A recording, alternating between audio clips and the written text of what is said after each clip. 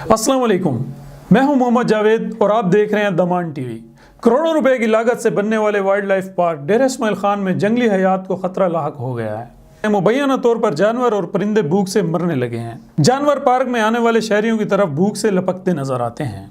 Video में वाज़ेह तौर पर नजर आ रहा है, ना सिर्फ ये बल्कि तमाम परिंदे और मुख्तलिफ जानवरों को दिन में सिर्फ एक बार मुर्गियों की फीड दी जाती है।